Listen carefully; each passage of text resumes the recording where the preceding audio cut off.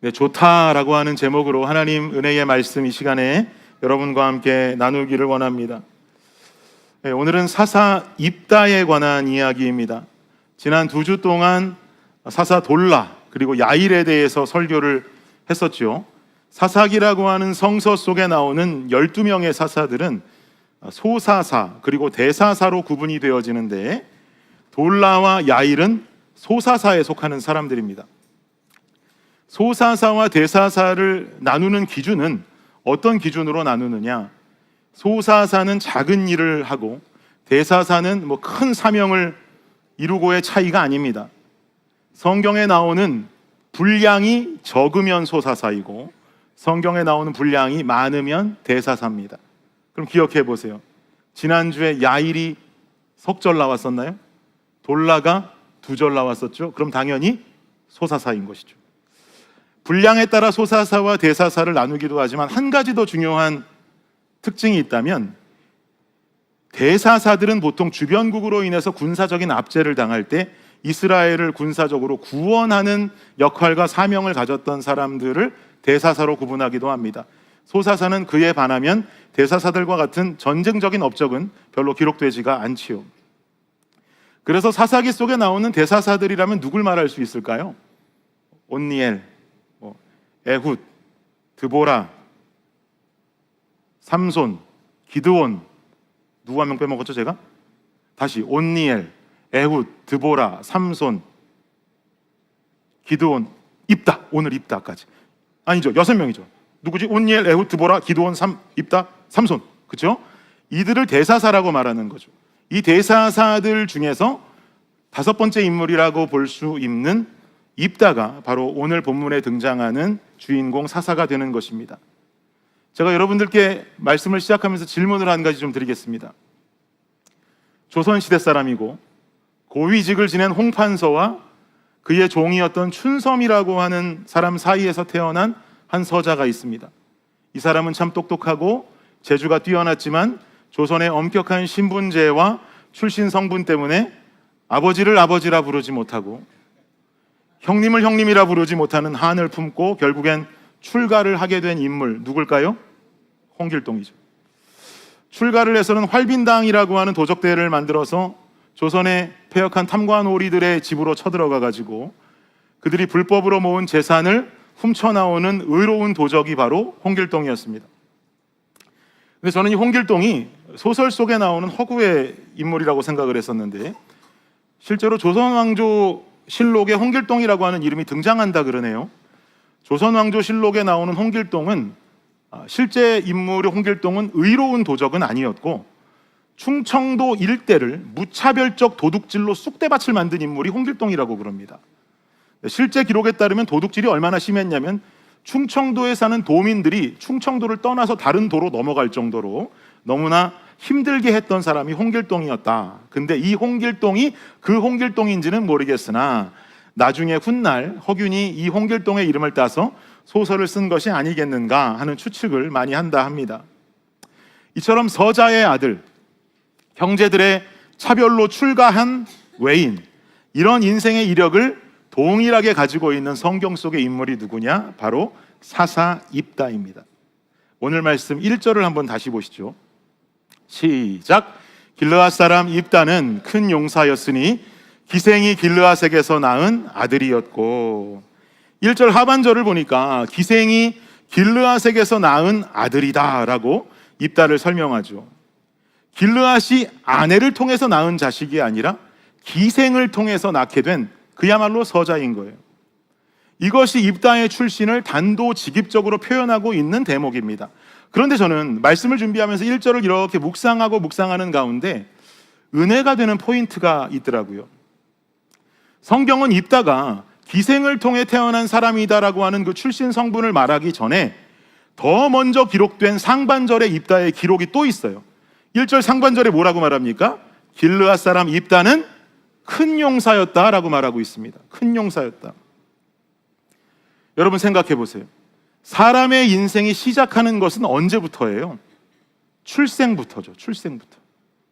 여러분 각자의 생일이 있습니다. 여러분의 인생이 시작된 날은 그 생일부터예요. 그렇지 않습니까? 누구도 이견을 제시할 수 없죠. 그런데 성경은 입다에 대해서 설명하면서 그의 탄생과 시작을 설명하기도 전에 먼저 입다는 큰 용사였다라고 먼저 언급하고 있다는 거예요. 큰 용사라 함은 기드온에 대해서 설교할 때도 말씀드렸다시피 하나님께서 함께 하시는 자, 하나님께서 사용하시는 자를 큰 용사라고 말하죠. 이미 이스라엘을 구원할 사사로 준비하셨다라고 하는 것을 성경은 기록하기를 그의 출생과 출신보다 먼저 앞서 기록하고 있는 것이에요.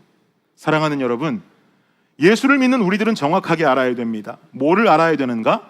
우리의 인생의 시작은 사실 출생부터가 아니라는 거예요. 태초부터 시작된 나를 향한 하나님의 계획과 사랑, 그것이 바로 우리 인생의 시작이 되는 줄을 믿으시기 바랍니다. 태초부터 나를 향한 주님의 계획이 있었기 때문에 주님은 이 땅에 나를 보내신 것인 줄을 믿습니다. 이렇게 이 땅에 보내신 존재가 나라고 하는 존재일진데, 다 주님의 계획이 있고 하나님의 계획이 있어서 이 땅에 보내셨고, 내가 맡은 사명이 있어서 주님은 이 땅에 나를 보내신 것인데, 그 사명을 발견하지도 못하고 하나님 나라를 위해서 살아가려는 인생의 목적을 살아보지도 못하고 어느 날 갑자기 주님 앞에 서게 된다면 우린 주님 앞에 과연 무슨 말을 어떻게 할 수 있을까요? 주님이 우리에게 맡기신 분명한 심부름이 있고 주의 사명과 일이 분명히 있는데, 우리는 우리 인생 개인적인 것에만 빠져서 이 땅을 살다가 주님 앞에 서게 된다면 우린 무슨 말을 어떻게 할 거냔 말입니다. 제가 집에서 설교를 준비하다가, 새벽 설교 준비였어요. 새벽 설교를 준비하다가 옆에 이렇게 앉아있는 제 아내를 봤는데 아내가 많이 한가해 보이길래 저는 목이 마르고 해서, 여보 미안하지만 냉장고에서 나 탄산수 하나만 갖다 줄 수 있어? 그랬더니 흔쾌히 알았다고 하면서 냉장고로 걸어가요. 냉장고 문을 열었는데 문을 열자마자 옆에 있던 애들이 한 놈은 자기는 치즈를 달래요. 또 한 놈은 자기는 주스를 달래요. 그랬더니 옆에 있던 넷째는 자기는 저 반찬을 꺼내서 밥을 먹고 싶다 그래요. 그러니까 제 아내는 치즈를 꺼내서 한 놈을 줬어요. 주스를 꺼내서 또 한 놈을 줬어요. 그러더니 반찬을 꺼내더니 이라 밥을 차려줬어요. 그리고는 유유히 제 옆으로 다시 돌아왔어요. 제 탄산수는 없어요. 그리고는 아무 일도 없었다는 듯이 핸드폰을 들고 웃으면서 누군가에게 막 카톡을 보내고 있어요. 어때요? 제 마음이 어이가 없죠. 제가 말했습니다. 여보, 탄산수 갖다 줘서 정말 고마워요. 시원하게 잘 마셨어요. 그랬더니 그때서야 어머나! 그러더니 손뼉을 치면서 얼른 뛰어가서 탄산수를 냉장고에서 꺼내서 갖다 주더라고요. 제 아내는 냉장고까지 왜 갔다 온 걸까요? 주님께서 우리에게 주신 사명이 있어요. 맡기신 일이 있어요. 그 사명 감당하라고 이 땅에 우리를 보내신 것인데, 우리는 사명에 관심이 없고 내 개인적인 일에만 내 관심을 모조리 쏟는다면 우리가 이 땅에 보내진 목적과는 완전히 어긋난 인생을 살게 되는 것 아니겠습니까? 하나님께서 우리에게 주신 사명이라 함은 크게 두 가지로 분류됩니다. 공동의 사명과 개인의 사명이 있습니다. 우리에게 주어진 공동의 사명은 뭐예요? 영혼 구원이죠. 오직 성령이 너희에게 임하시면 너희가 권능을 받고 예루살렘과 온 유대와 사마리아와 땅끝까지 이르러 내 증인이 되리라. 이것이 바로 우리에게 주어진 공동의 사명입니다. 우린 이것을 같이 지켜나가야 돼요. 그럼 개인의 사명은 뭡니까? 개인의 사명은 각자가 다르겠죠. 하나님 나라를 위해서 나는 무엇을 할 것인가? 어떤 일들을 주님 나라 위해서 행할 것인가? 이 고민을 통한 행함을 이루다가 주님 앞에 서서 결국은 칭찬 듣게 되는 저와 여러분들이 되시기를 예수 그리스도 이름으로 축복합니다. 입다는 하나님이 함께 하시는 사람이었습니다. 큰 용사였다 그럽니다.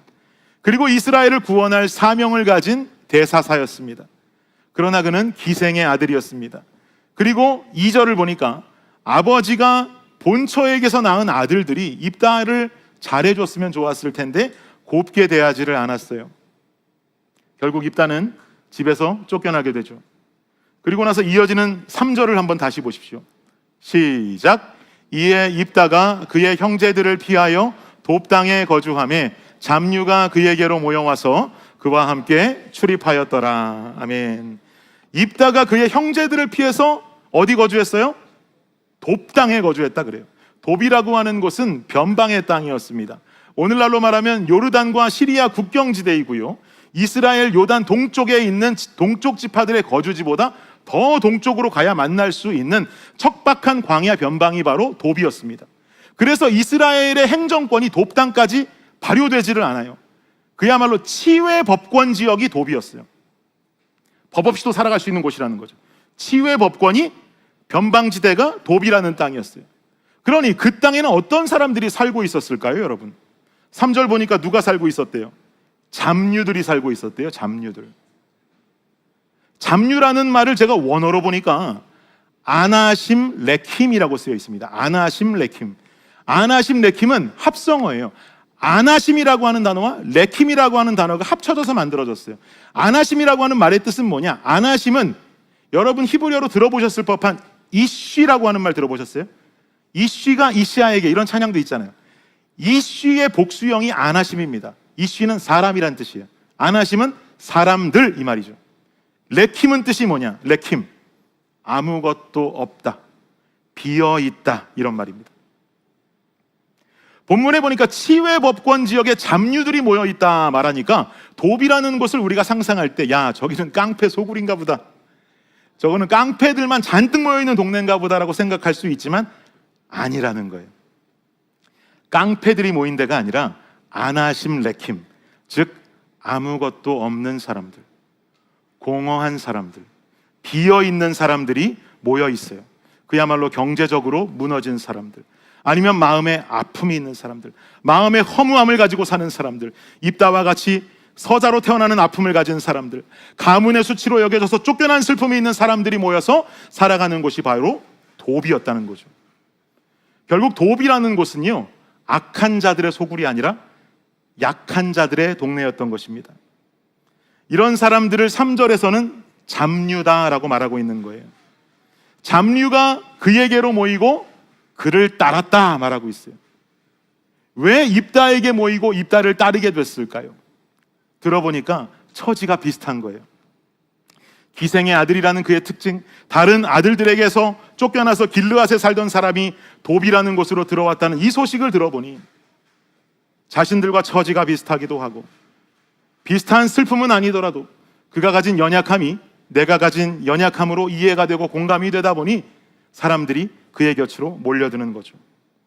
그리고 중요한 게 있어요. 구절을 잘 보시면 입다가 잡류들을 따른 것이 아니라 그들이 입다를 따랐다라고 기록합니다. 그들의 이야기를 들어주고 그들의 아픔을 함께 나누고 안아주는 역할을 입다가 했다는 거예요. 즉 리더가 없이 자유분방하게 살고 있던 돕당에 입다라고 하는 리더가 세워졌다는 것이죠. 제가 아주 예전에 청년 사역을 했을 때 청년들에게 이 11장 3절 가지고 설교를 한번 했던 적이 있어요. 청년들에게 이 본문을 가지고 설교할 때 제가 설교를 준비하다가 이 3절 말씀이 너무 은혜가 되는 거예요. 연약한 자들이 모여서 이루는 하나된 공동체의 모습을 보면서 제 마음속에 어떤 생각이 드는가 하니까, 야, 이게 교회가 아닌가, 교회가 이렇게 돼야 되지 않을까라는 생각이 들었어요. 그래서 청년들에게 설교하면서 뭐라 그랬냐면, 내가 만약에 언제가 될지 모르겠지만 때가 돼서 교회를 개척하는 날이 오게 된다면 나는 교회 이름을 잡류처치라고 하겠다 그랬어요. 근데 막상 교회를 개척하고 나니까 교회 이름을 잡류처치라고는 할 수 없겠더라고요. 잡류처치, 잡류교회. 여러분, 우리 교회 이름이 잡류교회라 그러면 우리 교회 오셨겠어요? 아무도 안 오셨을 것 아닙니까? 근데 제 마음의 뜻은 아시겠죠? 그런데 그 설교를 오래전에 듣고 시간이 지나서 지금은 타주로 이사를 가버린 청년들이 당시에 제가 교회를 개척한다는 소식을 듣고는 카톡이 오는 거예요. 그 내용들 중에서 몇몇 청년들이 말하기를, 그때 설교를 기억하고는 목사님, 드디어 잡류처치가 시작되는군요. 이름은 정말로 잡류로 하실 것입니까? 응원하고 기도합니다. 또 어떤 자매는 카톡이 오기를, 목사님 조금만 기다리세요. 열심히 사역하고 계시면 제가 얼른 합류해서 잡류처치의 권사가 되고 싶습니다. 뭐 이런 메시지를 저에게 보내준 청년들이 있었어요. 여러분 어떻게 생각하세요? 우리가 살아가는 세상, 이 중에 고민과 염려 아무것도 없이 살아가는 분 계십니까? 슬픔 없는 분 있어요? 아픔이 없는 분 있습니까? 부족함이 없이 내 인생은 완벽하다라고 말할 수 있는 성도님 계십니까? 없어요. 아무도 없어요.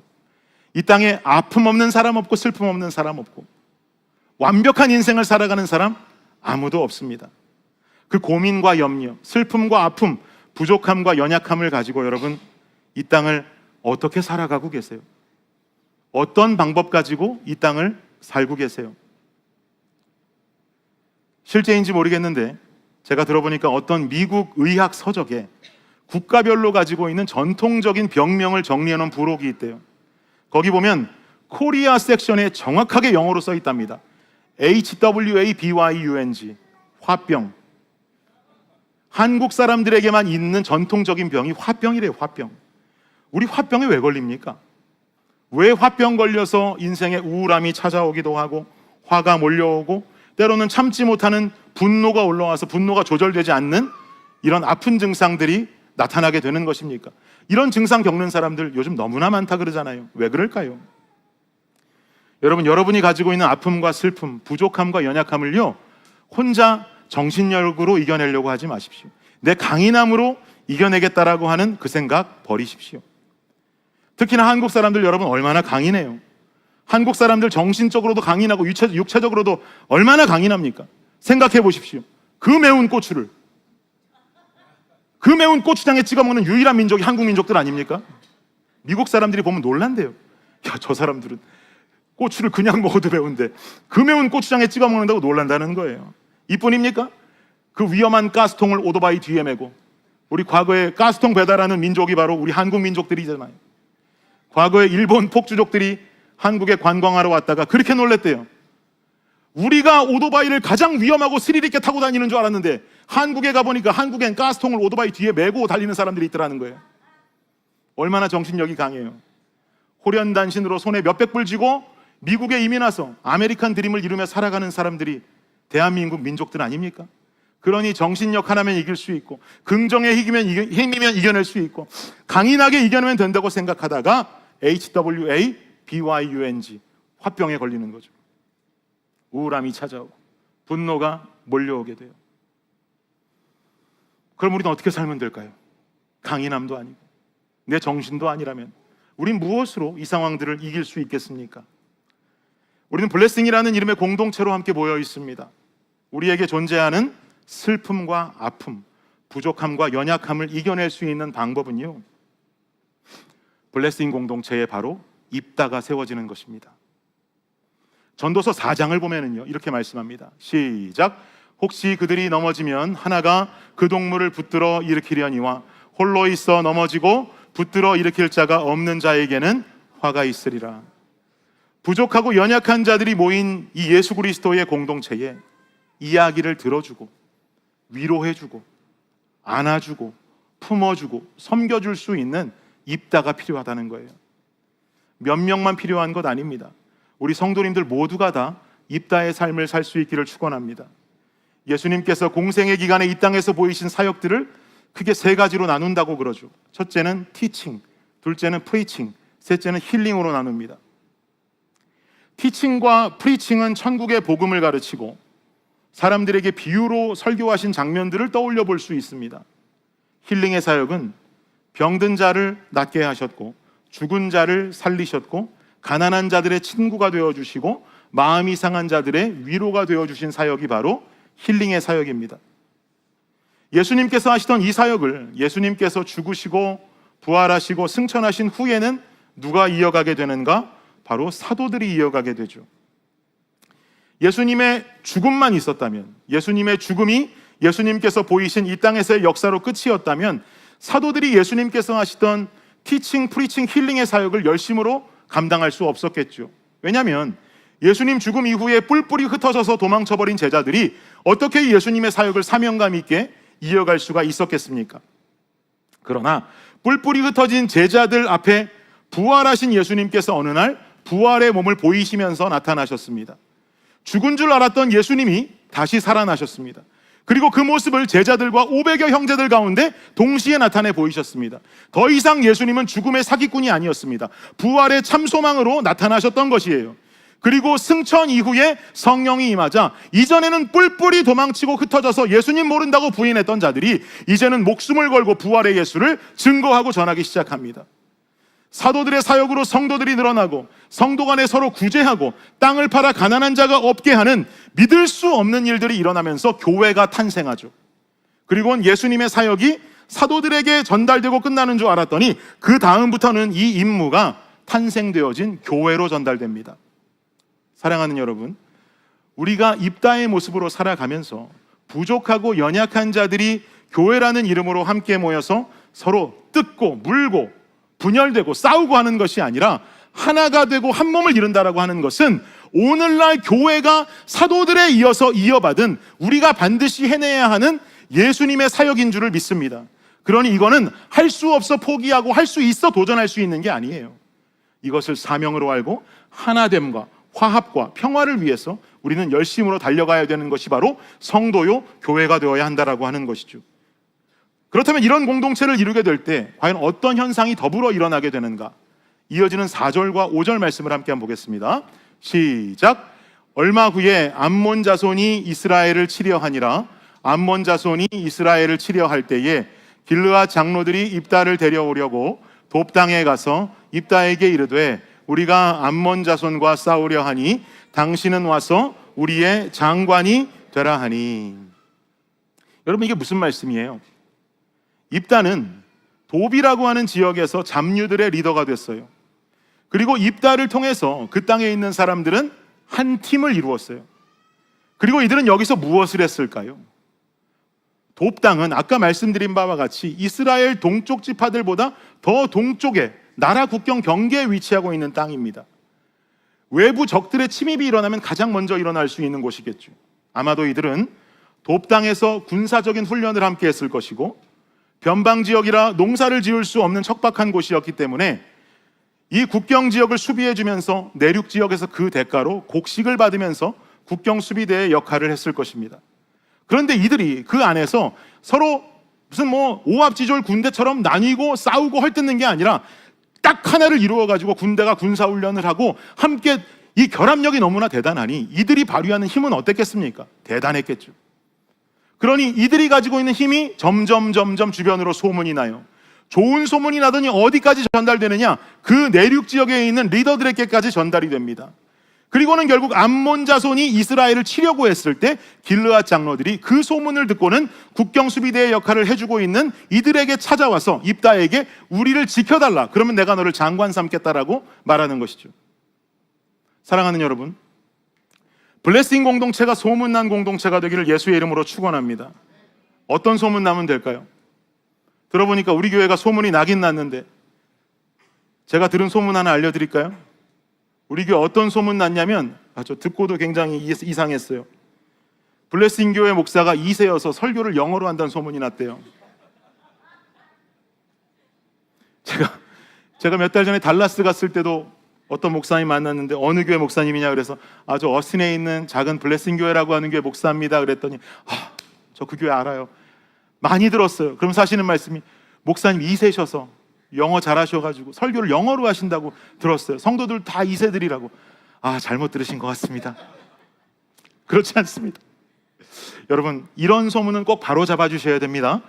왜 이런 소문이 났는지를 모르겠어요. 교회 이름이 블레싱 교회여서 그런가 봐요. 이렇게 한국말을 잘 해는데 무슨 영어로 설교를 합니까? 그리고 제가 무슨 2세는 2세입니까? 그냥 46세예요. 영어를 설교를 영어로 하는, 여러분 제 버킷리스트입니다. 죽기 전에 한번 영어로 해보고 싶어요. 제가 부끄러운 고백 하나 할까요? 신학교 가서 영어로 공부하는데 영어로 공부할 때 갑자기 교수님이 수업 시작하기 전에 Hey 준, 오늘은 네가 기도하고 수업을 시작하자는 거예요. 영어로 기도하고 수업 시작하자는 거예요.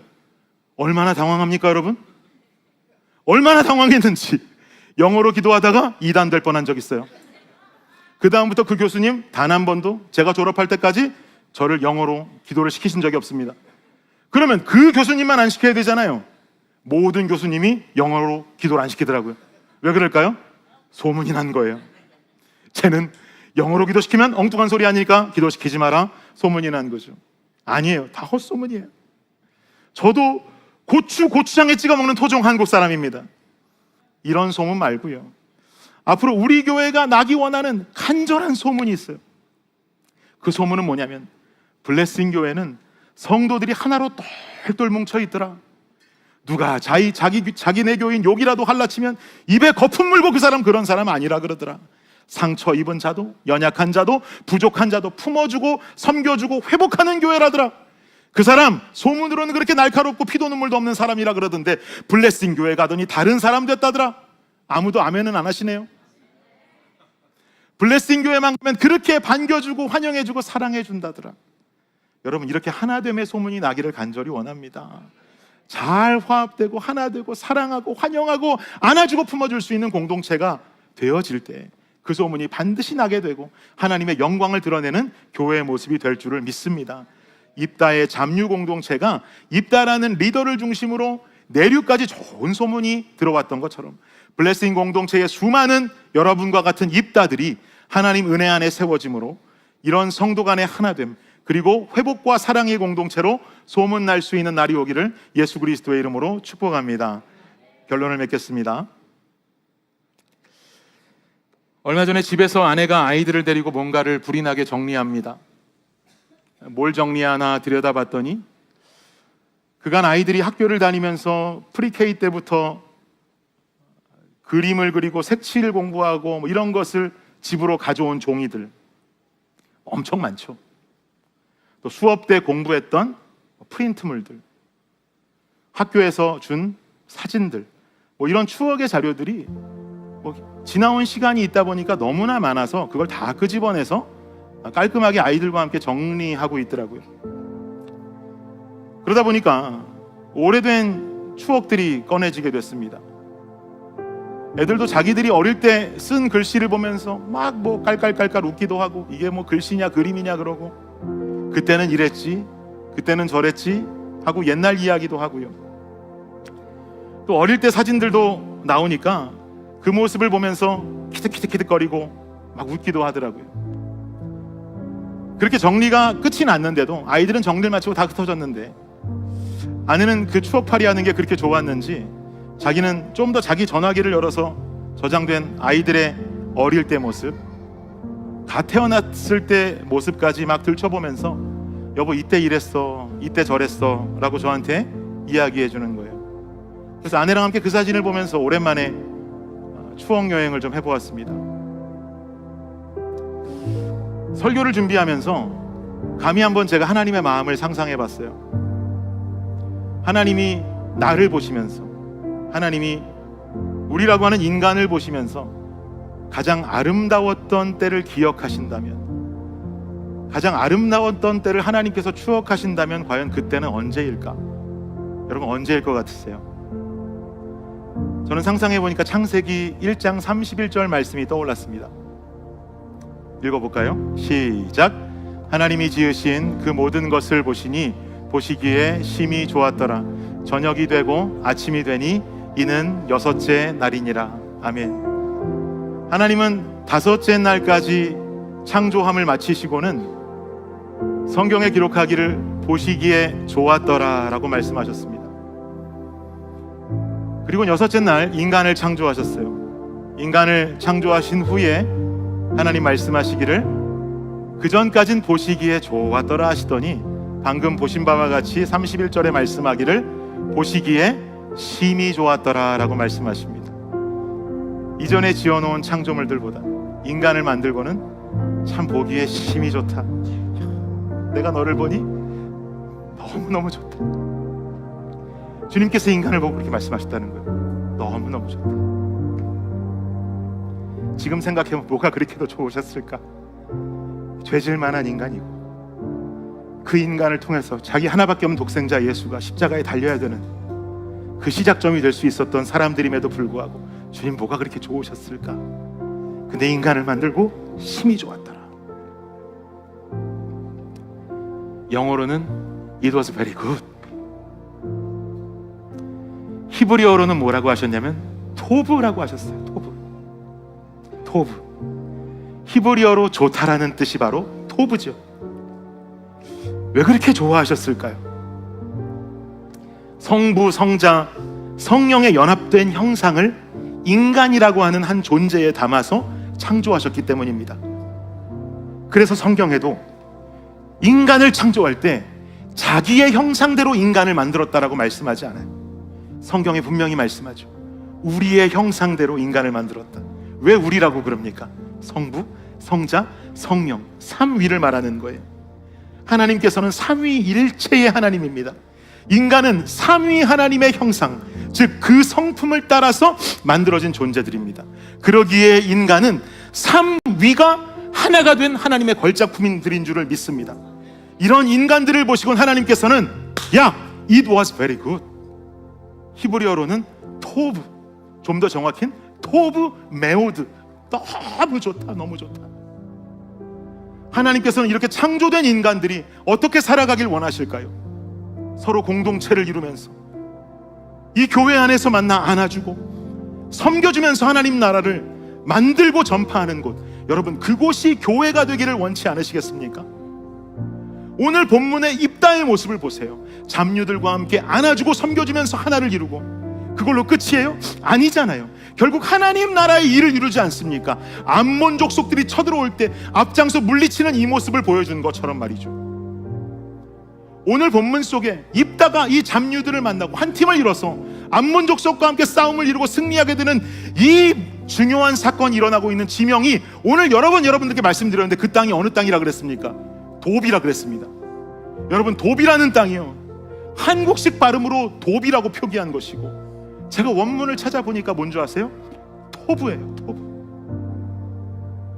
입다를 통해 상처 입고 연약한 백성들이 하나 된 공동체가 하나님 보시기에 어땠다는 거예요? 토브였다는 거예요. 너희들의 하나됨, 너희들의 연합함, 너희들이 한 몸을 이루었던 그 모습이 내가 볼 때 토브였다는 거예요. 사랑하는 여러분, 우리 블레싱 교회 각 성도 한 사람 한 사람이 주님 보시기에 토브이길 원합니다. 주님의 이 블레싱 교회 한 사람 한 사람이 모여서 만들어진 한 목장이 주님 보시기에 토브가 되길 원합니다.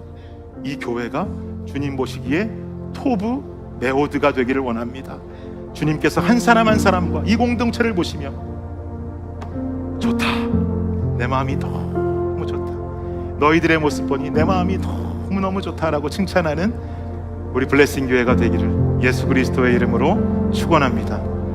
찬양하겠습니다.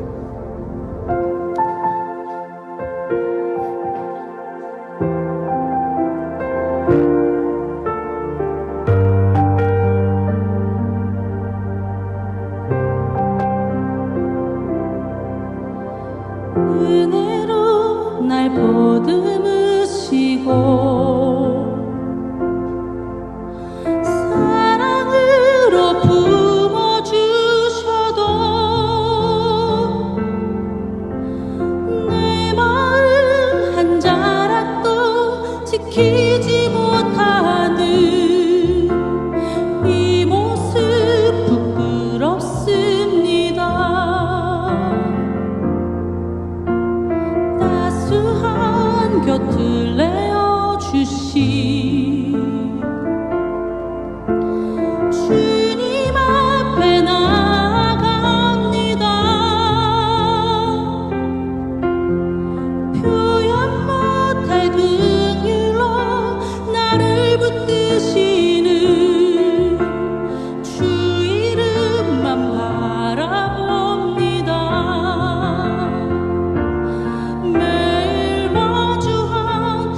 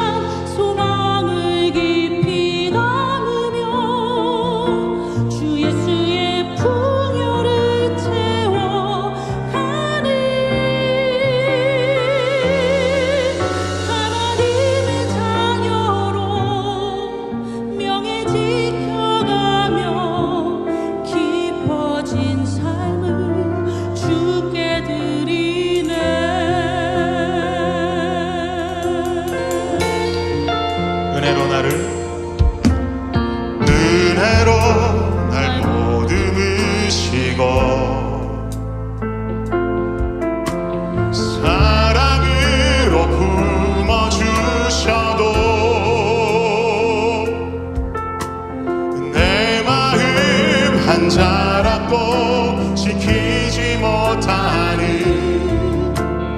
이 모습 부끄럽습니다.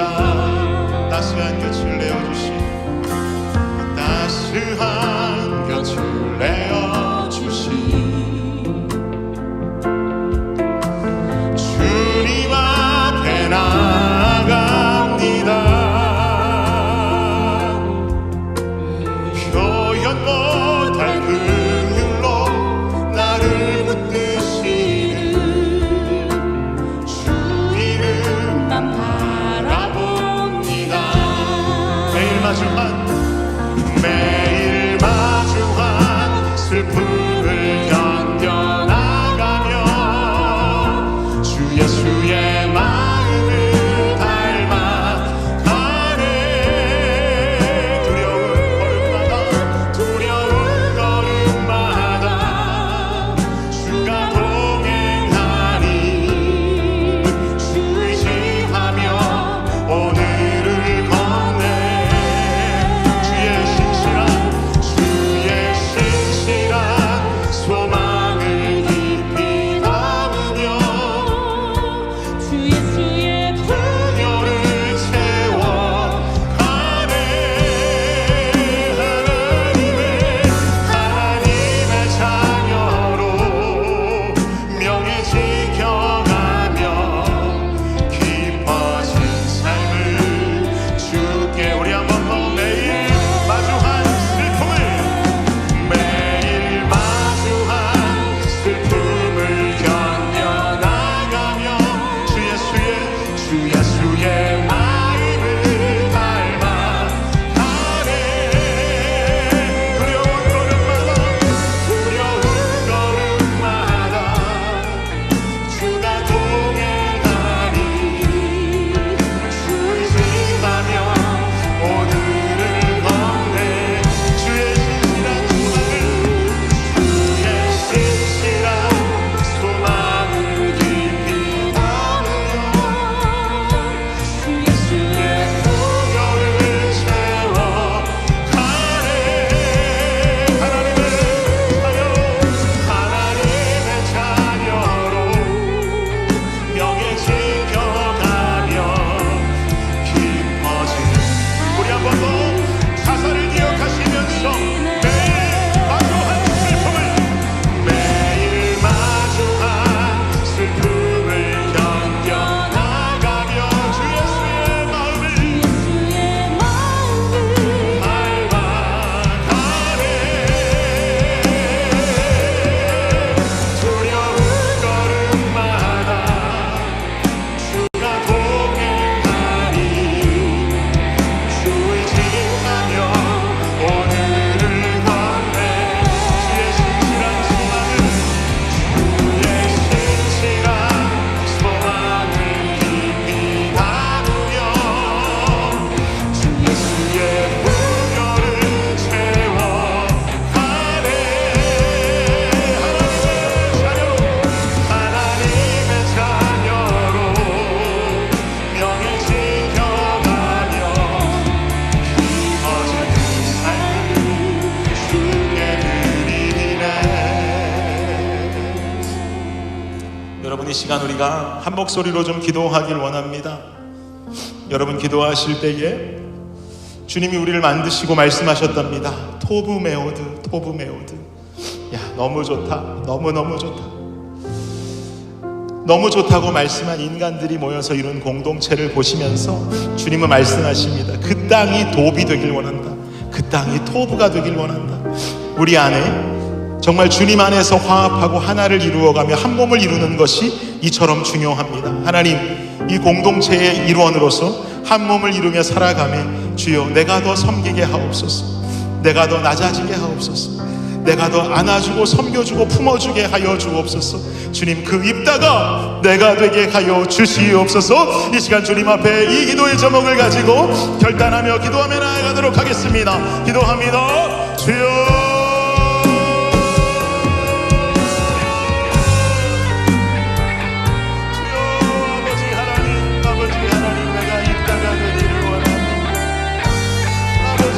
연약한 자들을 안아주고 품어주고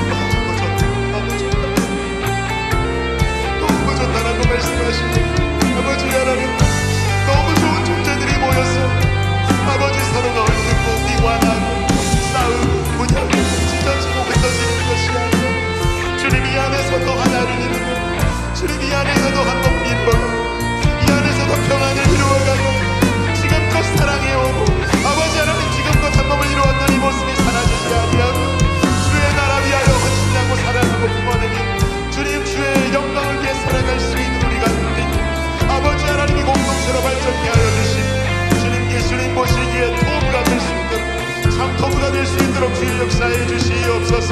주님 함께 하실 때 이룰 줄을 믿습니다. 주님 역사하실 줄을 믿습니다.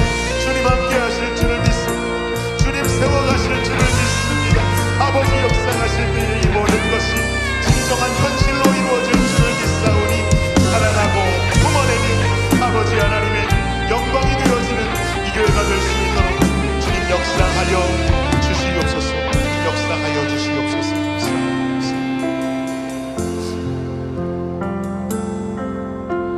그리스도 안에서 새롭게 하시고 그리스도로 인하여 자유케 되었네. 우리는 무명하나 유명한 자요. 죽음의 위기 속에도 참 생명 가졌고 극심하나 기뻐하며 하나나나 하리니 부욕해 하는 자로다. 우리는 무명하나 유명한 자요. 죽음의 위기 속에도 참 생명 가졌고 극심하나 기뻐하며 하나나나 하리니 부욕해 하는 자. 우리 정신으로 다시 한번 우리는 무명하나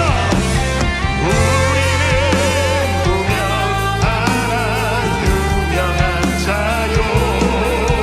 죽음의 위기 속에도 참 생명 가졌고 극심하나 기뻐하며 하나나나 하리니 부욕해 하는 우리 마지막입니다. 우리는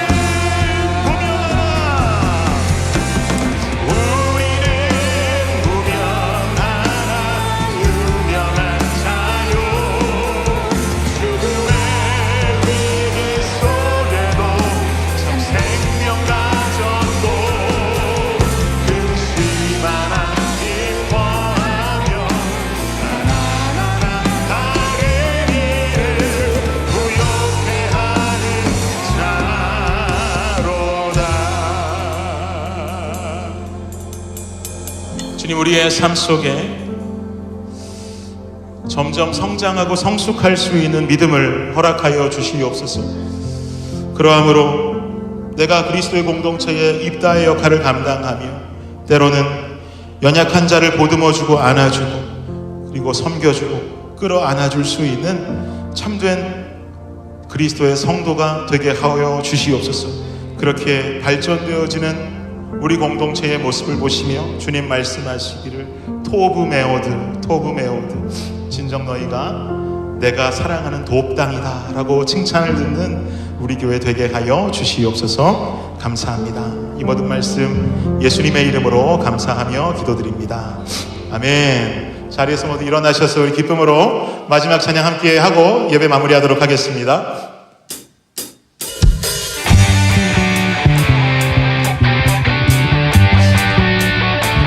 박수 하실까요? 우리를 구원하신 예수 그리스도를 찬양합시다. 주 날 구원했으니 어찌 잠잠하리. 기쁨의 찬송 드리리. 주 내 죄 사했으니 주 내 죄 사했으니 어찌 잠잠하리.